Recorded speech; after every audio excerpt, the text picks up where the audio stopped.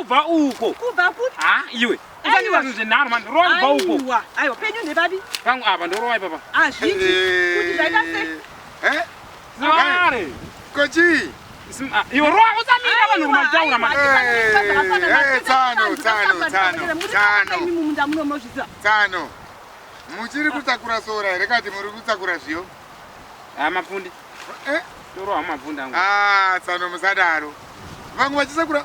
Mozama mukadzi wangu wakapedza munda wese ari 1 kumba uku. Samukadzi wenyapedza. Iwe sakura mano usamira mani.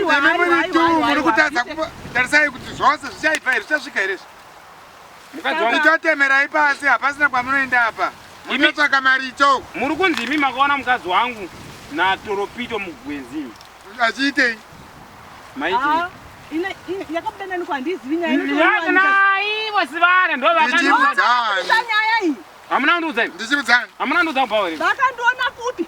Tsano musati nyaya dzokubhawa muveya nadzo kumba kumunda kuno. Saka ndofarira here mukadzi wangu ndakaonekwa muneneni. Tsano zvamunotaura Mukadzi wangu mondibatisa nekorona ini. Handina mutaura nyaya yakadaro. makati Vakuti chii kwasawira? vakati vakakuona